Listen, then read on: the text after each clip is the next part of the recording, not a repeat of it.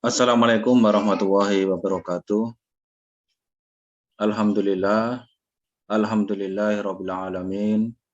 Assalatu wassalamu ala nabiyina Muhammadin wa ala alihi wa ashabihi ajmain. Teman-teman sekalian yang dirahmati Allah, alhamdulillah kita bersyukur kehadirat Allah Subhanahu wa taala. Kita masih merasakan banyaknya nikmat yang diberikan kepada kita. Nikmat kesehatan, nikmat kesempatan, dan juga nikmat iman dan Islam. Nikmat yang agung, nikmat yang besar yang diberikan kepada kita semua. Salawat dan salam tercurah kepada Nabi kita Muhammad SAW, kepada keluarganya juga para sahabat sekalian, para sahabat semuanya yang telah memberikan contoh dan teladan bagi kita semua untuk menjalankan din kita ini, yaitu dinul Islam. Teman-teman sekalian, pada kesempatan kali ini saya akan membahas suatu pembahasan yaitu tentang agama cinta dan toleransi, studi Fethullah Gulen Movement.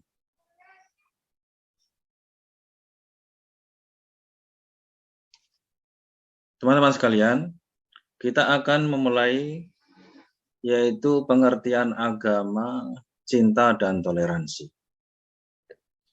Di dalam kamus KBBI, Kamus Besar Bahasa Indonesia, agama adalah ajaran atau sistem yang mengatur tata keimanan, kepercayaan, dan juga tata peribadatan kepada Tuhan Yang Maha Esa. Kemudian tata kaidah yang mengatur hubungan manusia dengan manusia dan hubungan manusia dengan lingkungannya. Kemudian dalam KBBI, cinta adalah suka, sayang, dan kasih. Kemudian juga dalam KBBI disebutkan tentang toleransi. Toleransi adalah mendiamkan, membiarkan, yaitu sikap dan sifat toleran antara dua kelompok walaupun berbeda tetapi tetap berhubungan dengan baik.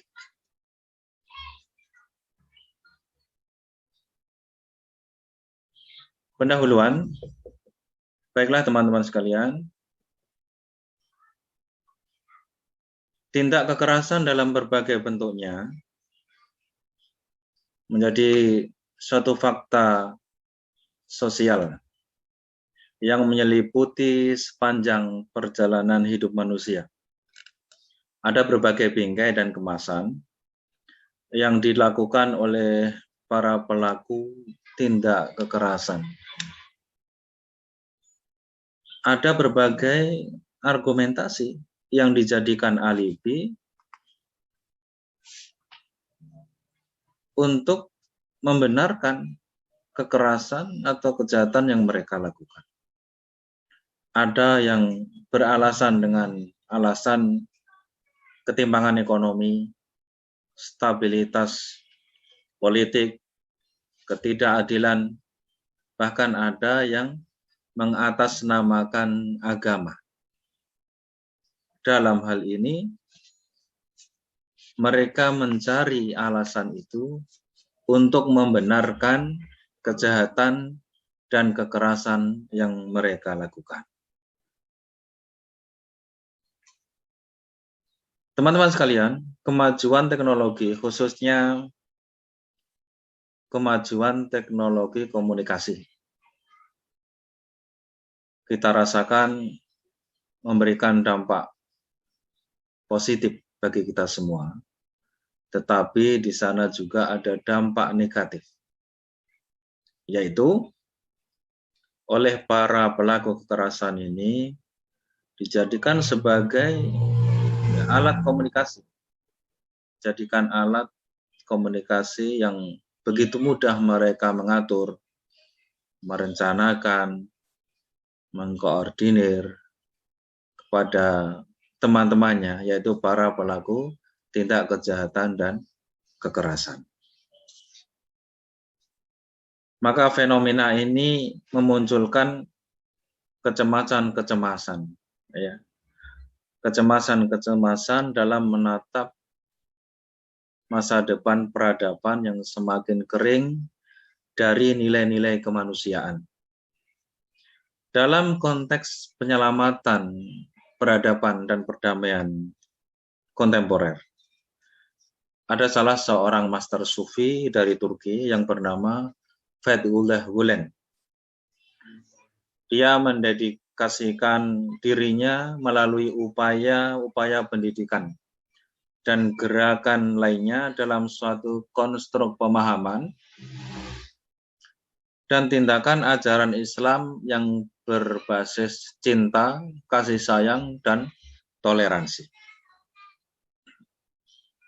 Dalam hal ini, teman-teman sekalian,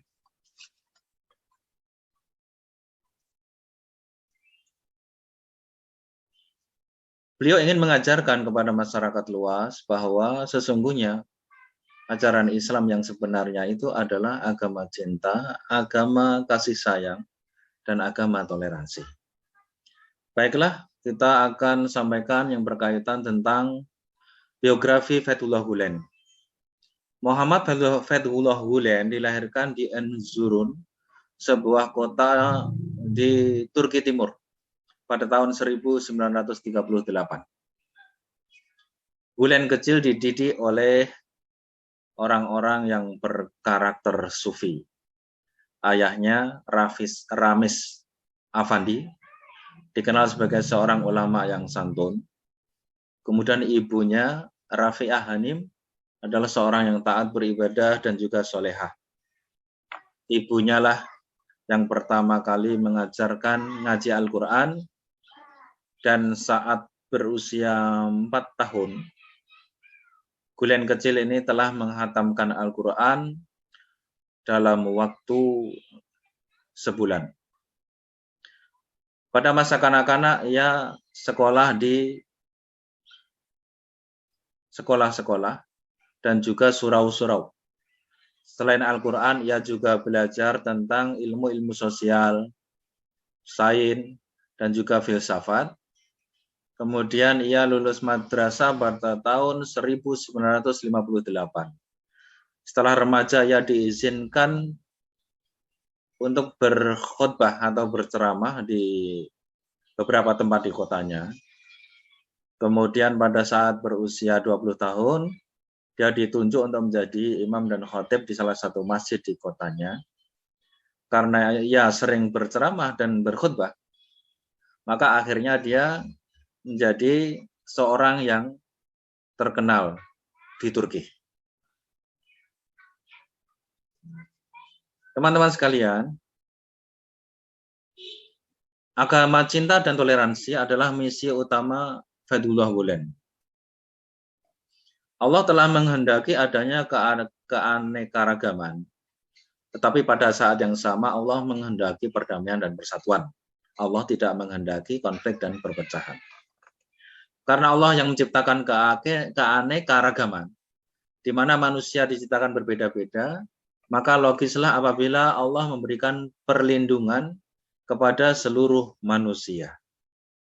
Maka fenomena kekerasan atas nama agama, yaitu terorisme dan radikalisme yang melibatkan sebagian umat Islam atau dituduhkan kepada sebagian umat Islam, ini merupakan pukulan yang amat telak kepada umat Islam, bahkan kepada agama Islam itu sendiri, untuk menanggung beban yang amat berat, yaitu berupa tuduhan-tuduhan dari dunia luar, anggapan-anggapan dari masyarakat dunia, bahwa Islam itu adalah agama yang menakutkan, agama yang keras, agama yang kejam, agama radikal yang tidak mengikuti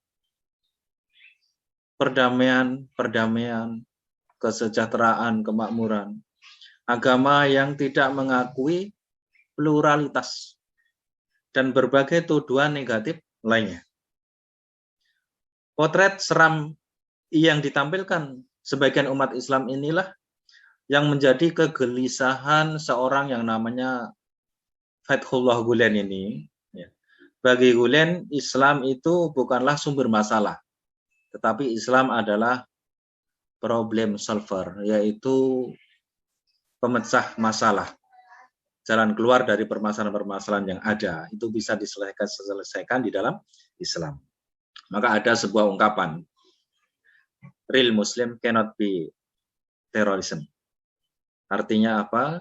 Seorang Muslim yang sejati itu tidak akan bisa menjadi teroris. Bagi Gulen, seorang Muslim yang sebenarnya hendaklah mempresentasikan Islam itu adalah agama keselamatan, agama kesejahteraan, dan kemakmuran. Gulen merasakan ada sesuatu yang ganjal, ada sesuatu yang tidak bagus di dalam kehidupan umat Islam dan masyarakat dunia, yang menggelisahkan alam pikirannya.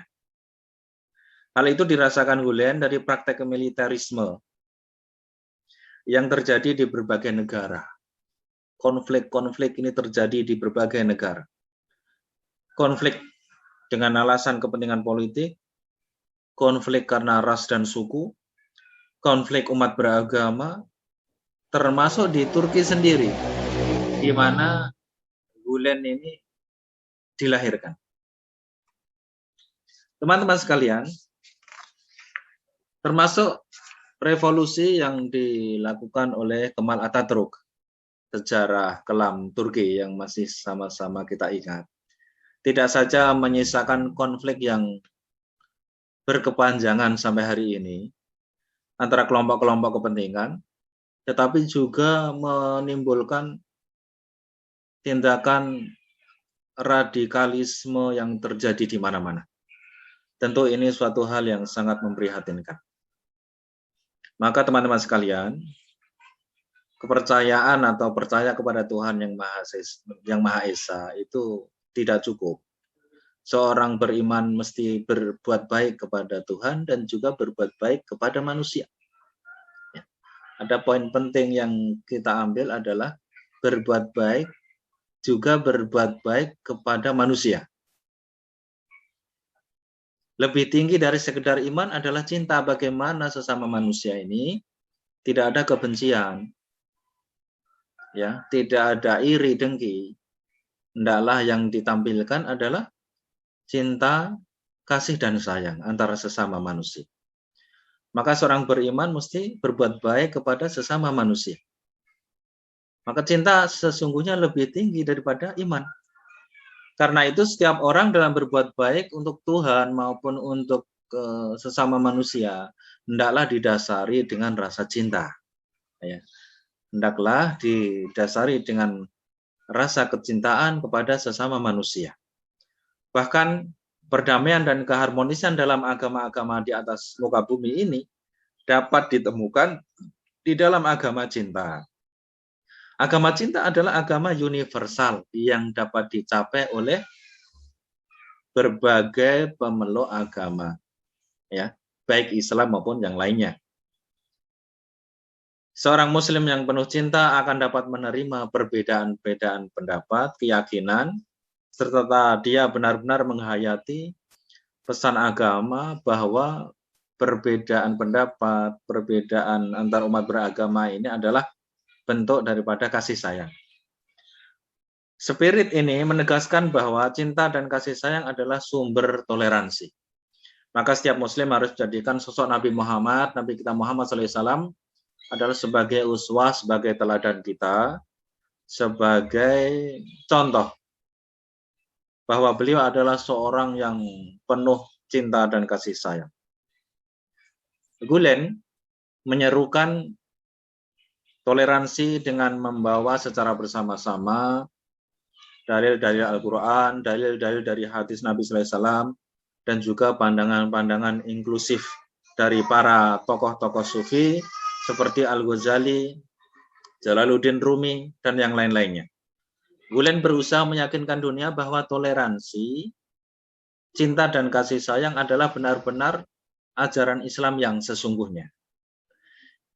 Interpretasi yang tepat dari ajaran Islam lebih mengajarkan pada nilai-nilai yang benar-benar spiritual, seperti pengampunan, kedamaian, keharmonisan sosial, kejujuran, dan juga kepercayaan kepada Tuhan Yang Maha Esa. Menurut Gulen, terorisme dan radikalisme merupakan akibat hilangnya cinta dan kasih sayang di hati manusia. Teman-teman sekalian, dialog dan pendidikan sebagai media gerakan. Menurut Gulen, metode yang cocok untuk membuat toleransi berfungsi dan kedamaian bisa dijaga atau dipelihara adalah dialog. Tawaran dialog sebagai media adalah membangun kesepahaman dalam keniscayaan pluralitas. Dengan suatu asumsi bahwa dialog bisa berfungsi, yang pertama, menjadikan manusia toleran dan membuat hati seluas samudra, menjadi inspirator terhadap keyakinan dan cinta kepada orang lain. 2. Memberikan ruang dan apresiasi terhadap perbedaan pandangan dan memaafkan apa yang sudah terjadi. Kemudian meniupkan spirit baru bagi kehidupan selanjutnya. Yang ketiga, menghilangkan sifat jahat dan menggantinya dengan kebaikan. Dialog dan toleransi merefleksikan karakter keberagaman yang kita miliki. Kemudian mari kita mengenal Fethullah Gulen Movement. Pemikiran dan tindakan Gulen mendapatkan apresiasi dari berbagai lapisan masyarakat dan juga lintas golongan. Maka kemudian mereka membuat komunitas yang mereka namakan dengan Fethullah Gulen Movement atau Gulenisme, yang artinya para pengikut Gulen. Gerakan yang diilhami pemikiran Gulen ini menawarkan sebuah jalan hidup berupa ajaran Islam yang ramah di tengah-tengah ancaman radikalisme dan terorisme.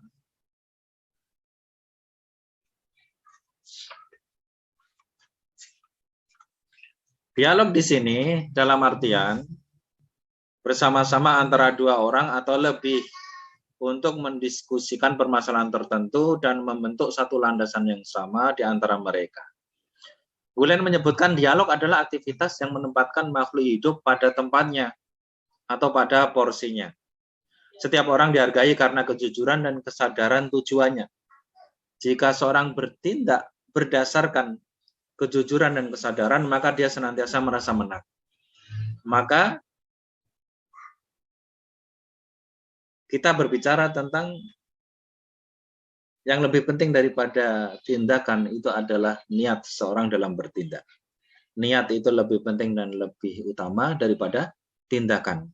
Siapa yang bertindak bermuara dari niatan yang baik, maka akan mendapatkan hasil yang baik pula. Seorang Gulen banyak menghabiskan waktunya untuk berdakwah di masjid, di sekolah-sekolah, juga berkeliling di seluruh wilayah di kotanya. Kemudian pada tahun 1970, Gulen ini mendirikan pondokan atau pesantren untuk membina dan mendidik pemuda-pemuda. Mereka Gulen dan pengikutnya, teman-temannya, itu mendidik dan membina pemuda itu dalam nuansa sufistik, membersihkan hatinya dan mengingatkan kepada Tuhan Sang Pencipta. Kemudian pada tahun 1971, ini Gulen mendapatkan musibah, ditahan oleh pemerintah selama 6 bulan dengan tuduhan telah mengubah prinsip-prinsip sosial, politik, dan ekonomi, dan juga Gulen dituduh telah menghembuskan semangat keagamaan kepada para pemuda dan masyarakat. Setelah dibebaskan dari bilik tahanan, ia kembali meneruskan gerakan dakwah dan pendidikannya, menyelenggarakan beberapa kuliah ilmiah di bidang agama, sosial, filsafat, dan pemikiran. Ia menggelar seminar, diskusi, dan berbagai pertemuan ilmiah lainnya untuk menjawab berbagai permasalahan dan tantangan kehidupan yang menyeliputi kehidupan banyak manusia. Teman-teman sekalian, kita akan membahas tentang esoterisme dan eksoterisme. Apa itu esoterisme dan eksoterisme? Menyikapi fenomena radikalisme dan konflik antar umat beragama, Fethullah Gulen dan para pengikutnya atau Gulenisme berdialektika dalam esoterisme dan eksoterisme untuk membawa manusia menuju peradaban perdamaian dalam pluralitasnya. Apa itu esoterisme dan eksoterisme? Esoterisme. Esoterisme dan eksoterisme itu merupakan dua dimensi agama yang tidak bisa dipisahkan. Esoterik itu adalah ibaratnya hati. Eksoterik itu diibaratkan badan agama. Esoterik itu adalah inti agama, bagian dalam, yaitu berupa keyakinan, kepercayaan, ilmu, atau pemahaman. Sedangkan eksoterik itu adalah bagian luar daripada agama, berbentuk formal, dogmatis, berupa ritual-ritual, dan etika. Karena keterbatasan suatu bentuk atau agama dalam eksoteriknya, maka seharusnya membiarkan suatu yang lain berada di luar darinya. Walaupun secara internal terdapat klaim kebenaran, tetapi tidak berarti menafikan bentuk atau agama lain yang memiliki peluang yang sama untuk mengklaim kebenaran yang ada dalam agamanya. Karena yang mutlak hanya yang tak terbatas, maka relativitas eksoterik seharusnya memiliki keterbukaan dalam memandang kebenaran yang ada dalam bentuk lain. Jadi klaim itu kebenaran ada dalam agama kita sendiri, tetapi kita juga membiarkan atau memberikan kesempatan agama lain itu juga mengklaim kebenaran yang ada pada agama mereka. Dimensi eksoterisme yang harus diwaspadai adalah sifat otokrasi dan eksklusivisme, karena sifat-sifat itulah yang cenderung mengarah pada kehidupan beragama yang intoleran, disharmoni, destruktif, dan juga konflik antar umat beragama.